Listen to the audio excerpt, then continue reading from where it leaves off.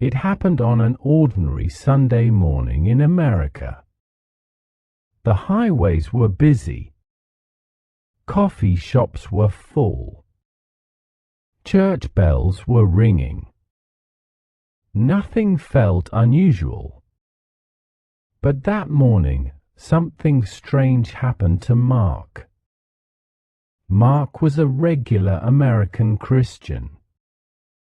Grew up in church. Bible on the shelf. Faith in his heart, at least that's what he believed. That Sunday, the pastor preached a comfortable message. About success. About peace. About living your best life now. No mention of repentance. No mention of the rapture. No mention of Jesus' warnings. After church, Mark turned on the news. Another headline about global tension. Another disaster. Another moral debate dividing the nation. And suddenly, a verse his grandmother used to quote came to his mind. As it was in the days of Noah, so shall it be at the coming of the Son of Man. Jesus didn't say the world would look evil. He said it would look normal. That's what scared Mark. Jesus' final warning to humanity was not about fear, it was about readiness. Jesus said deception would come first. Not obvious lies, but half-truths. A faith that looks Christian, sounds Christian, but no longer changes lives. In America, we have more churches than ever. More Christian content.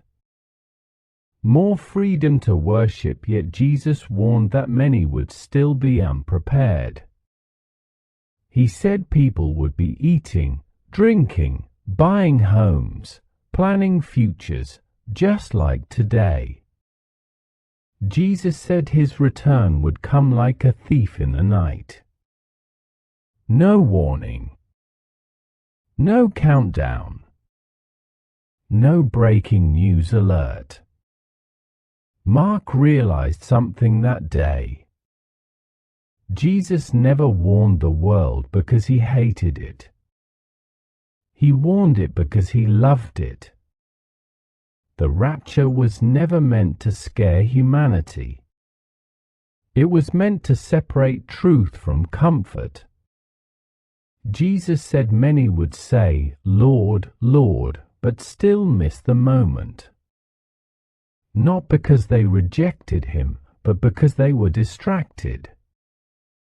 In prosperous nations like the United States, comfort can become dangerous.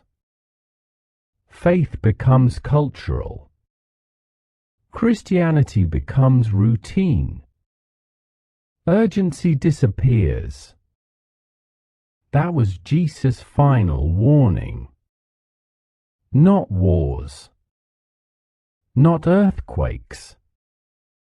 But spiritual sleep. That night, Mark couldn't sleep. He thought about America, about the church, about himself. He asked a question many avoid. If Jesus returned tonight, would I be ready? That question is not just for Mark. It's for America. It's for the church. It's for humanity. Because Jesus made one thing clear. He will return. The rapture will happen. And when it does, only those watching will be ready. This is not a conspiracy. This is Bible prophecy.